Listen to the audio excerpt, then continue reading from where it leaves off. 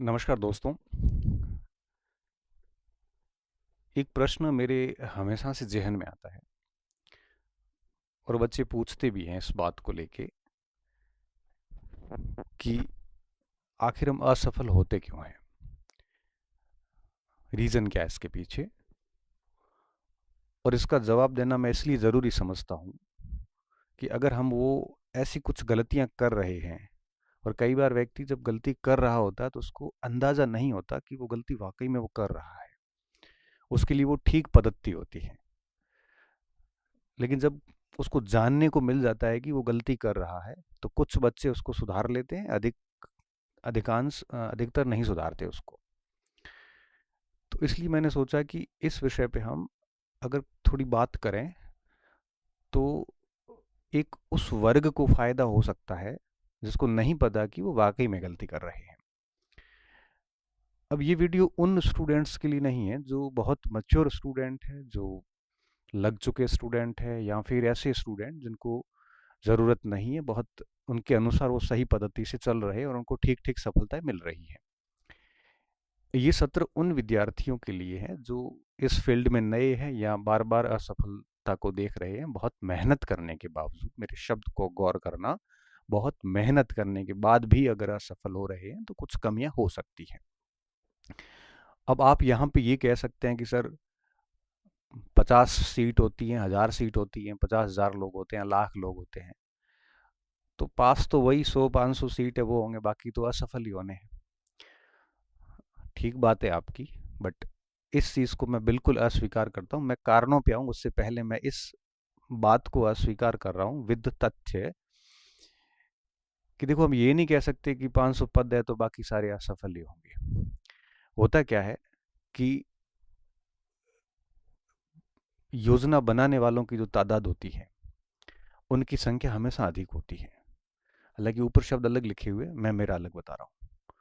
उसके बाद में कुछ ऐसे लोग होते हैं, योजना बनाने के बाद में फिर उसको योजना लागू करने से पहले टालने वालों का एक बहुत बड़ा वर्ग होता है कि आज नहीं कल करेंगे, परसों से करेंगे, इसको एग्जीक्यूट कल नहीं करेंगे, आगे करेंगे। ऐसे करते करते कल तो कभी आता नहीं है। कुछ उनमें से कुछ ऐसे होते हैं जो जो योजना बनाई है उसको लागू करने का काम शुरू कर देते हैं, और कुछ ऐसे होते हैं जो बीच में ही छोड़ देते हैं। लास्ट में एक आध बचता है जो अंत तक लगा रहता है। तो होता क्या है कि जितनी सीट होती है और आप कहते हो ना बहुत ज़्यादा फेल हो जाते हैं, कारण मैं ये मानता हूँ कि अगर कोई ईमानदारी से मेहनत करता है, जो आज मैं कुछ बातें बताऊंगा वैसी कोई गलती नहीं कर रहा है, तो पॉसिबल है कि एक आधी परीक्षा में नहीं भी हो। और असफल सब हुए, हम भी हुए हैं। मैं वरिष्ठ अध्यापक में भी फेल हुआ था, वापस बना। मैं फर्स्ट ग्रेड में भी फेल हुआ था, मैं वापस बना और बहुत अच्छी रैंक से बना। आरएस में भी मैं फेल हुआ था, फिर उसके बाद एक ठीक रैंक निकली। हर परीक्षा में हुआ हूँ। लगभग मुझे लगता है कि जितनी परीक्षाओं में पास हुआ हूँ उससे 5 गुना अधिक परीक्षाओं में मैं असफल हुआ हूँ। मैं मेरी बात कर रहा हूँ। और मुझे यूं लगता है कि ऐसा कोई स्टूडेंट नहीं होगा जो असफल नहीं हुआ हो। ठीक है, कुछ अपवाद होते हैं जो डायरेक्ट फ्रेशर होते हैं और पहली अटेम्प्ट में नौकरी लग जाती है, तो उनका वो भाग्य अच्छा था कि पहले में लग गए। अगर नहीं लगे होते तो 5-7 बार वो भी असफल बाद में हो जाते विभिन्न परीक्षाओं में। तो अब ये नहीं सोचना चाहिए कि भाई हजारों बैठे हैं तो 100-200 लेंगे। वो 100-200 कौन से होंगे? वो आप भी तो हो सकते हो। भाई 10 लाख में से अगर 5 लेने हैं तो 5 लेने तो 10 लाख में से हैं, वो 5 आप भी हो सकते हो। होता क्या है कि हमारा माइंडसेट नेगेटिव ज़्यादा जाता है।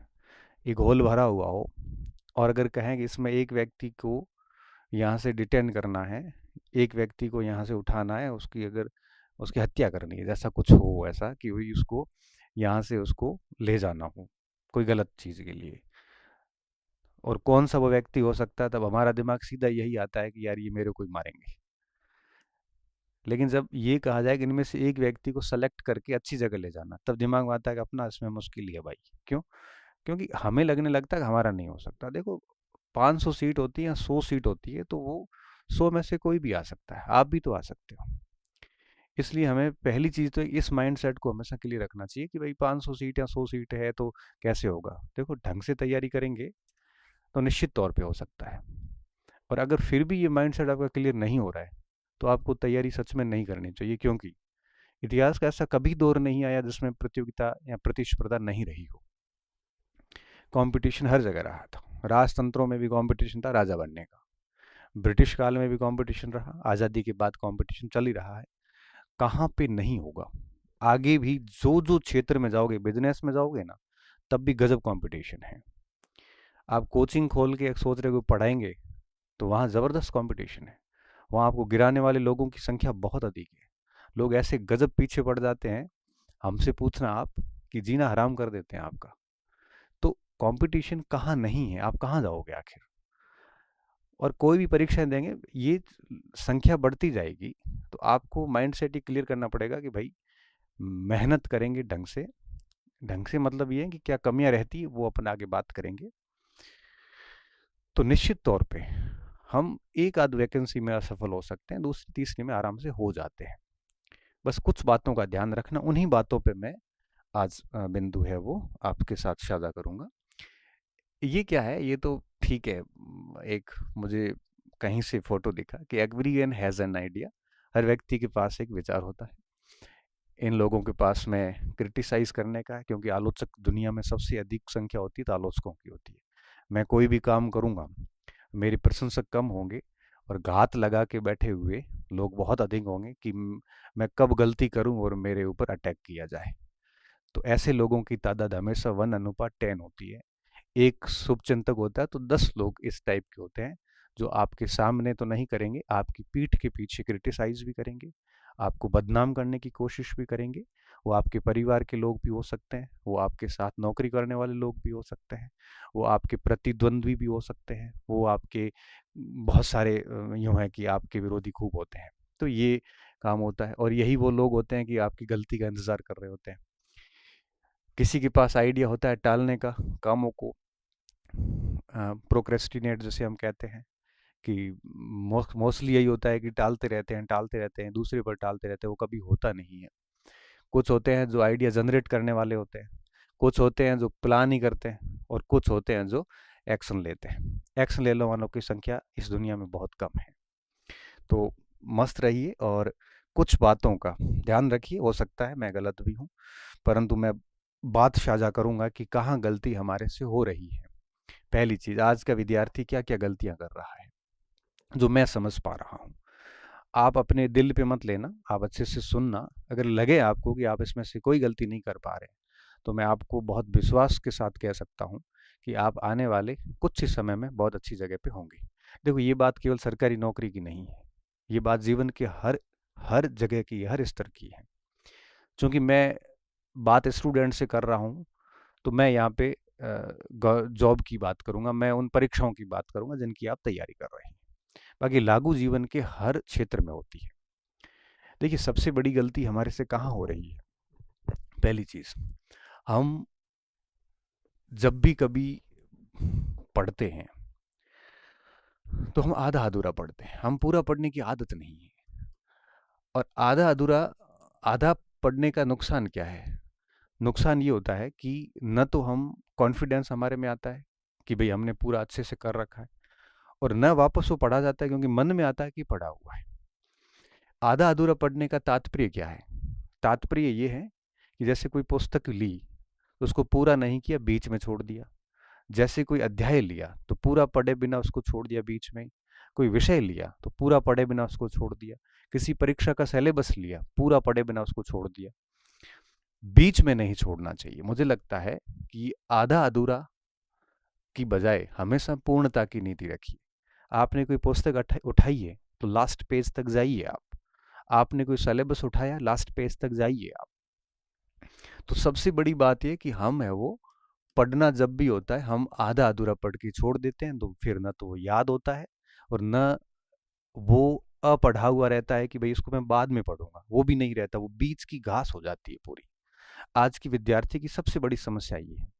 दूसरी बात, वो सुनते भी आधा अधूरा ही है। सुनते भी कैसा है? आधा सुनते। जब मैं कोई बात कर रहा हूं तो बीच में ही उसको आधा सुनने के बाद ही अपना कंसेप्ट बना लेते हैं। इसलिए कहते हैं कि बात को भी पूरा सुने आप। जब तक पूरा नहीं सुनोगे, पूरा नहीं पढ़ोगे, तब तक निश्चित तौर पे आप कभी अपना कंसेप्ट क्लियर नहीं कर सकते।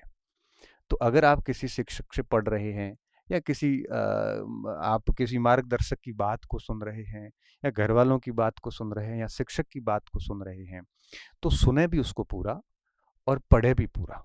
ये आम गलती है जो हम लोग करते हैं।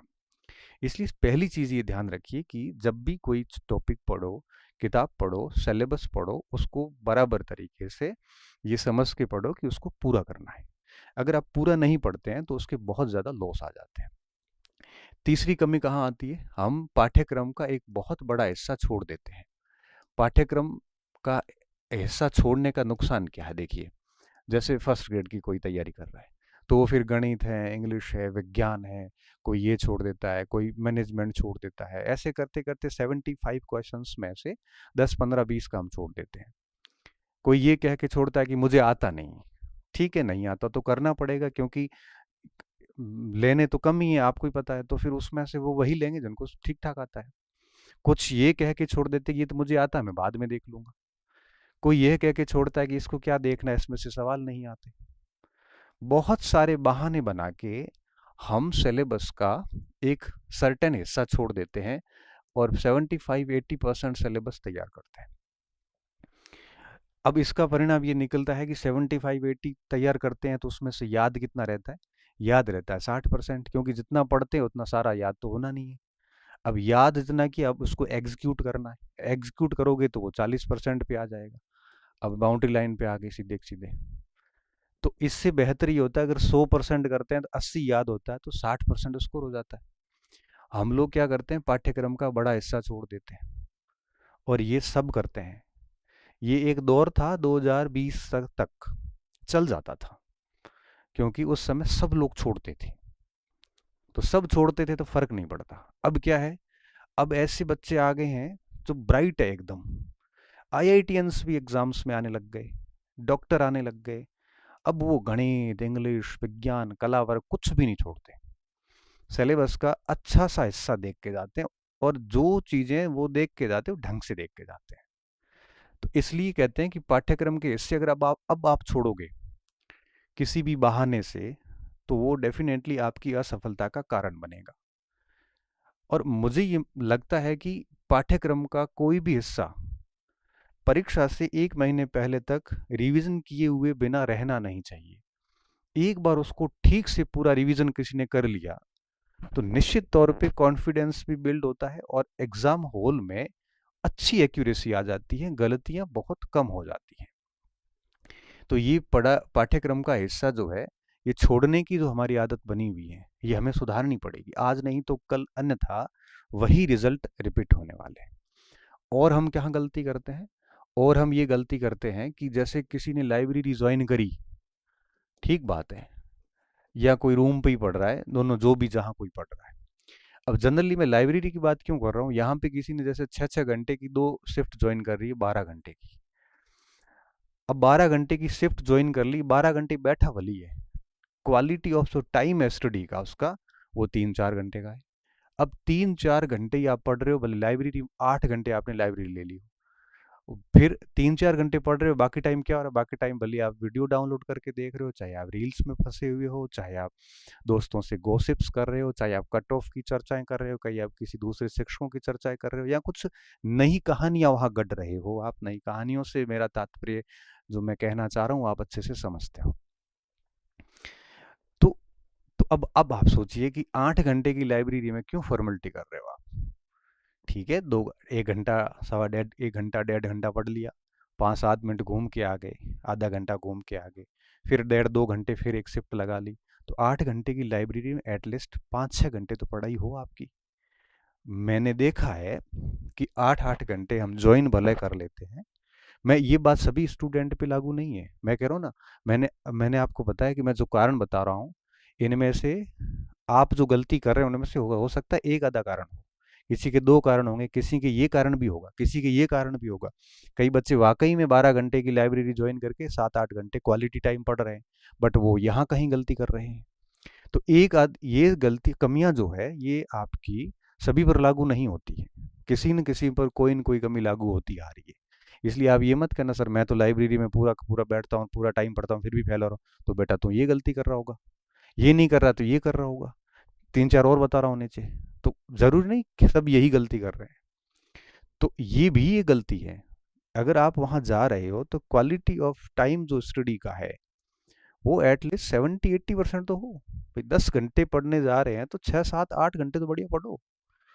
बट देखा मैंने ये है कि ऐसा करने वाले अंदर 10% ही है, बाकियों के डेरे गर्क में जा चुके हैं। पढ़ाई कम हो रही है और इसके अलावा सब हो रहा है वहाँ पे। यही बात रूम की है, यही बात लाइब्रेरी की है। कहाँ से सफल होंगे? फिर आप भले ही हजारों सिस्टम को दोष दे दो, कोचिंग्स को दोष दे दो, शिक्षकों को दोष दे दो, किताबों को दोष दे दो, कोई फायदा नहीं है। अल्टीमेटली गलती सिर्फ आपकी है। कोचिंग सही नहीं था तो छोड़ देते, दूसरी जगह जाते। किताब सही नहीं थी तो छोड़ देते, किसने मजबूर किया था? शिक्षक सही नहीं था, छोड़ देते। कोई बंधे हुए थोड़ी, एग्रीमेंट थोड़ी है आपके साथ। नोट्स ठीक नहीं थे, छोड़ देते, दूसरे अपना लेते। तो जब चीज सही नहीं लग रही है आपको तो छोड़ दो उसको, अपन बंधे हुए नहीं है किसी से भी। इसलिए इन चीजों का ध्यान रखें कि अगर आप लाइब्रेरी रूम वगैरह कहीं ज्वाइन किया हुआ है तो पढ़ने का जो गुणवत्तापूर्ण समय है वो अधिक होना चाहिए। वो 10 घंटे की लाइब्रेरी में 2-3 घंटे नहीं होना चाहिए। एटलीस्ट 70% टाइम अच्छा पढ़ाई का निकलना चाहिए। और क्या गलती कर रहे हैं इसके अलावा?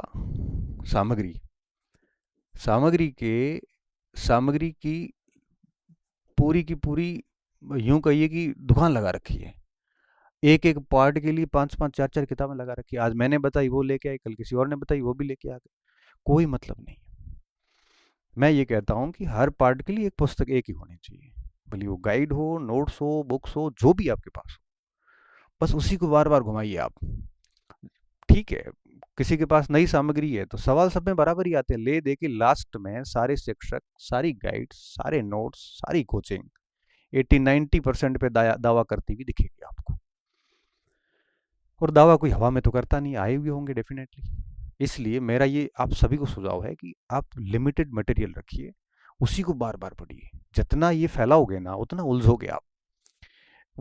गाइडेंस देने वाले दे देते हैं कि 20 किताबें बता दी, किताबें बताना आसान है भाई साहब, उसको पढ़ना पड़ेगा। उसको पढ़ना ही नहीं, उसको याद भी करना पड़ेगा, उसको शॉर्ट भी करना पड़ेगा, ताकि आप एग्जाम से 15 दिन पहले अच्छे से रिवीजन कर सके। अब 15 किताबें लेके बैठे हो, 15 दिन में कैसे रिवीजन करोगे आप? तो लिमिटेड मटेरियल रखें आप और उसी को बार बार पढ़े, होना है तो हो जाएगा उसमें। तो सामग्री आपके पास में कि दुकान पूरी नहीं होनी चाहिए, बड़ी लिमिटेड सामग्री होनी चाहिए। और क्या गलती कर रहे हैं हम? और सबसे बड़ी जो गलती कर रहे हैं वो परीक्षा से 15 दिन पहले, परीक्षा से 15 दिवस या 20 दिवस पहले, ये ऐसा टाइम होता है जो प्रॉपर रिवीजन का टाइम होता है, जब आपको जो कुछ अपनी तैयारी में आपने पढ़ा था उसको पूरा वापस पढ़ने का टाइम होता है। और इस समय हम क्या कर रहे होते हैं? इस समय कोई बच्चा नए टॉपिक लेके आ रहा है, कईयों ने पूरी तैयारी में कहा था लास्ट में देखूंगा, लास्ट में देखूंगा। अब लास्ट में इतना छोड़ दिया है कि लास्ट में 15 दिन में वो टॉपिक देखें, रिवीजन करें, उलझ जाता है। कुछ बच्चे वो लास्ट में छोड़े वाले वो टॉपिक देखने लगते हैं। कुछ स्टूडेंट चले जाते हैं यूट्यूब के ऊपर, चढ़ जाते हैं मैराथन देखने के लिए। वो क्या होता है कि यूट्यूब के ऊपर जब भी कोई परीक्षा आने वाली होती है तो 1-2 महीने पहले उसका माहौल बनाया जाता है। फिर माहौल ऐसा सेट होता है मार्केट के, यूट्यूब की दुनिया पे, कि बच्चे सोचने लगते हैं कि यार मैंने ये अगर यूट्यूब नहीं देखा तो मैं पीछे रह जाऊंगा। और सारे उस पे आ जाते प्रश्नोत्तरियों पे, और सब कुछ कंटेंट छोड़ छोड़ा के। अब वो 10-10 घंटे, 15-15 घंटे उस पर बैठे, ऐसे भी होते हैं। जिस समय आपको अपनी सामग्री को वापस रिवीजन करने का वक्त आया, उस समय आप प्रश्नोत्तरियां देखने लग गए। और इन प्रश्नों का परीक्षा के प्रश्नों से सीधे तौर पे कोई संबंध नहीं होता, क्योंकि जो 10 घंटे में आप जो 100 प्रश्न देखोगे, वही 100 प्रश्न आप अपने रूम में बैठे बैठे 1 घंटे में कर सकते थे। क्योंकि एग्जाम टाइम में एक दिन जो होता है ना, वो एक दिन में व्यक्ति इतना पढ़ता सच में कि सामान्य दिनों में व्यक्ति 10 दिनों में नहीं पढ़ता। इतना फास्ट काम करता है उसका मस्तिष्क।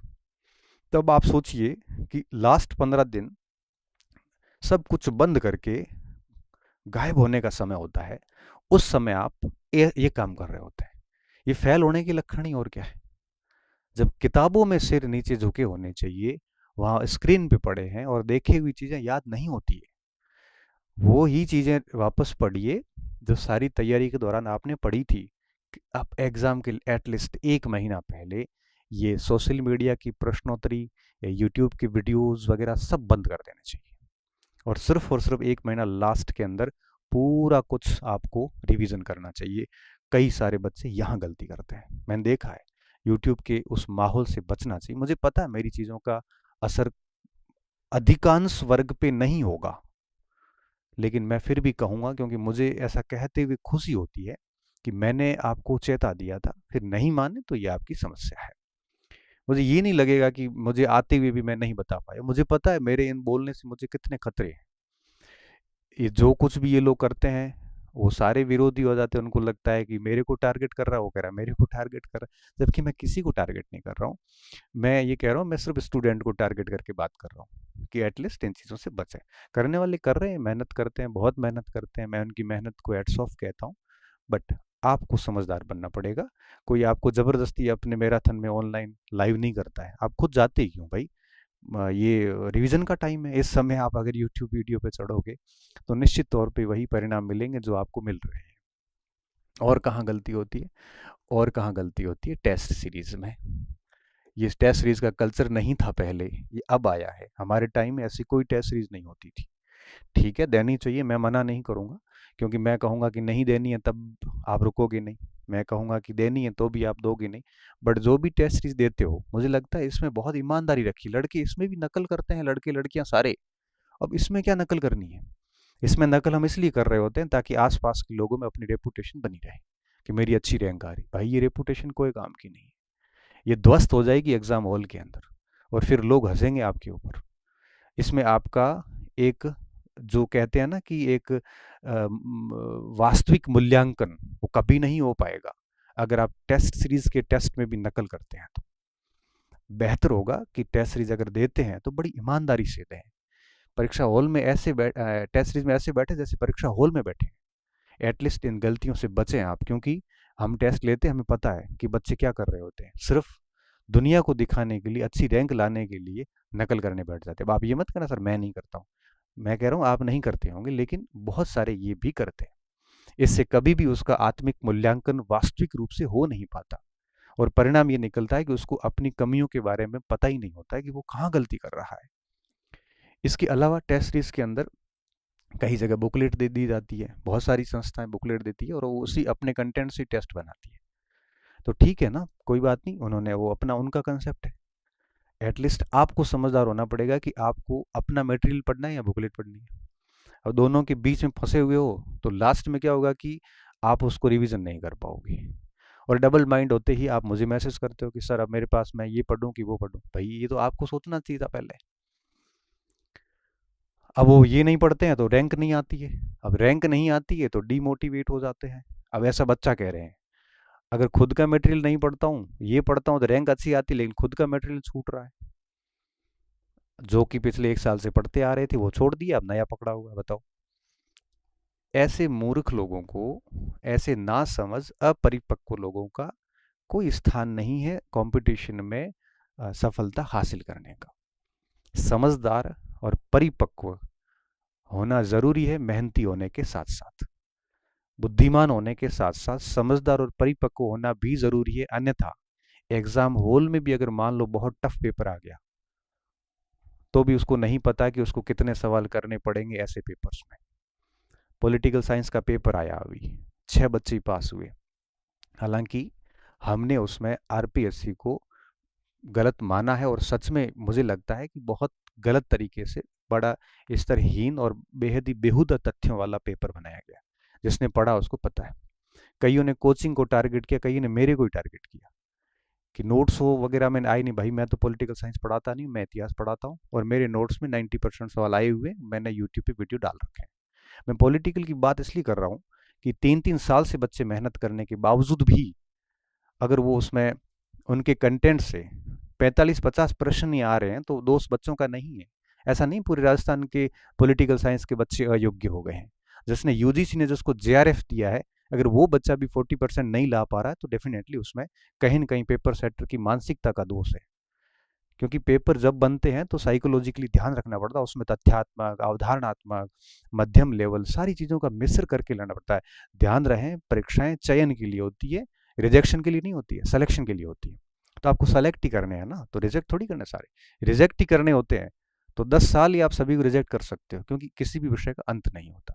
ऐसे पेपर्स इन सारी चीज़ों से बाहर है, ठीक है। लेकिन जब बहुत कठिन पेपर आते हैं तो मुझे लगता है कि बच्चे को थोड़ा समझदार होना पड़ेगा कि एटलीस्ट 40% का कोटा पार कर ले बस। उसके बाद में अब उसमें 150 से 150 करने की जरूरत नहीं है। 40% का कोटा कैसे पार करना है, कठिन पेपर में भी अगर थोड़ी बुद्धि लगा के, धैर्य रख के और बहुत अच्छे से करे तो संभव है कि पास भी हो जाए, नहीं तो बिल्कुल ही फेल हो रहा है। तो समझदार होना बहुत जरूरी होता है। तो टेस्ट सीरीज में एटलीस्ट आप इन चीज़ों से बचें। और क्या क्या गलतियां होती है हमारे से, ये गलतियां तो होती होती, इसके साथ साथ में कई बार हम विद्यार्थी होने के साथ साथ में वकील होते हैं। हम क्या बन जाते हैं, वकील बन जाते हैं। जो कोई मेरा वकील है, कोई किसी और कोचिंग सेंटर का वकील है। अब जो मेरा वकील है वो दूसरों को गालियां निकाल रहा है, दूसरों के वकील, भाई देखो किसी को कुछ नहीं मिलना, टाइम खराब आपका हो रहा है। अगर आप किसी और शिक्षक को गालियां निकाल रहे हैं, उसकी आलोचनाएं कर रहे हैं, उसको कोई फर्क नहीं पड़ेगा आपकी इन आलोचनाओं से। और जिसके लिए आप उसको गालियां नहीं कर रहे, वो भी आपको कोई पैसे नहीं देगा, क्योंकि वो अपना कारोबार कर रहा है। बेहतर है सभी का सम्मान करें, और जिससे पढ़ना है उसे पढ़ते जाए, नहीं पढ़ना है तो छोड़ दें। इसलिए अपना समय खराब मत करो, अपनी ऊर्जा को यूटिलाइज करो। ऐसे चीज़ों में ऊर्जा खराब करने से कोई फर्क नहीं पड़ता। मैं मोदी जी को कितनी गालियां निकालूंगा ना, मोदी जी को कोई असर नहीं होता है। वो अपना काम कर रहे हैं, प्राइम मिनिस्टर ऑफ इंडिया, क्या दिक्कत है उसको। आप सोशल मीडिया पे देखो, कई बहुत वाहियात लिखते हैं, कोई फर्क नहीं पड़ता उनको। सेम सेम स्थिति है। आप मेरे बारे में कहीं पे भी कुछ बोलोगे, मुझे कोई असर नहीं होता। क्यों? क्योंकि मुझे पता है मैं गलत नहीं। शुरुआत में मुझे भी होता था असर, और आज मैं मेरा काम कर रहा हूँ, ठीक है ना। 1000 में से अगर 100 लोग गालियाँ निकालेंगे तो कोई ठीक है, उसकी वो जिसकी सोच है, जिसके पास जैसे संस्कार है, जिसके पास जैसे शब्द है, वो वैसे ही बोलेगा। कहीं फर्क नहीं पड़ता मुझे। कई बार मेरे पास ऐसे स्क्रीनशॉट आते हैं जो मैं मेरे बारे में कोई आलोचना छोटी मोटी की हुई, हालांकि कम होती मेरे बारे में, फिर भी आती है। तो मैं उसको कहता हूँ, अरे मरने था, क्या फर्क पड़ता है, जिसकी जैसी सोच है, जिसके पास जैसे शब्द है, जिसके पास जैसे संस्कार है, वो वैसे ही बोलेगा। कई बार मेरे पास ऐसे ऑडियो रिकॉर्डिंग आती है। कई बार कोई मेरे साथी कहीं मेरे बारे में बोल रहे होते हैं, Ganpat Singh is not a good human being, as a good human being, कई बार ऐसे सुनने को मिलता है। मुझे कोई फर्क नहीं पड़ता। क्यों? क्योंकि मुझे पता है कि मैं क्या कर रहा हूँ, बस इससे अधिक मैं कोई जानता नहीं हूँ। और विद्यार्थी मेरे बारे में कभी ऐसा बोलेगा नहीं। और बाकी बोलते हैं तो उनका, उनकी माइंड सेट है, हम किसी को चेंज नहीं कर सकते। तो सभी के होते हैं आलोचक वगैरह। तो आप लोगों को भी कोई आलोचना कर रहा है आपकी, तो कोई बात नहीं, करने दो ना, बढ़िया बात है, आप काम कर रहे हो इसलिए आलोचना हो रही है, अदरवाइज नहीं होती, ठीक है ना। तो आप लोग इन चीज़ों से बचें, किसी के भी वकील ना बने, अपना समय जो है वो सदुपयोग करें, ठीक है। और एक और कमी जो हमारे में देखने को मिलती है वो है सातत्य। ये नहीं है बिल्कुल सततता, जैसे हम कह सकते हो, सीधे गलत शब्द है सततता। मतलब आप कंटिन्यूसली कह सकते हो, कंसिस्टेंसी कह सकते हो। परीक्षा तक हम नहीं पढ़ते, हम बीच में तैयारियां छोड़ देते हैं। अब जिस स्टूडेंट ने सिलेबस को ढंग से समझ लिया, ठीक से पढ़ लिया, अच्छे से सुन लिया, अच्छे से पूरा पाठ्यक्रम पढ़ लिया, लाइब्रेरी वगैरह का अच्छे से यूटिलाइज कर लिया, लिमिटेड सामग्री को रखा, परीक्षा से 1 महीना पहले पूरा बढ़िया रिवीजन किया, टेस्ट सीरीज को बड़ी ईमानदारी से दिया, इन सारी चीज़ों से दूर रहा, और परीक्षा तक लगातार एक ही टारगेट को फोकस करके लगा रहा, बिना कोई माहौल बनाए हुए, क्योंकि माहौल का जमाना है इस समय। तो वो बच्चा 1 या 2 अटेम्प्ट के अंदर अंदर अपना काम जमा लेगा। बाकी फेल होते रहेंगे, असफलताएं होती रहेगी, किसी और के ऊपर गढ़ते रहेंगे हम, कोई फायदा नहीं है। मेरी यही बात मैं कहना चाह रहा था आपको।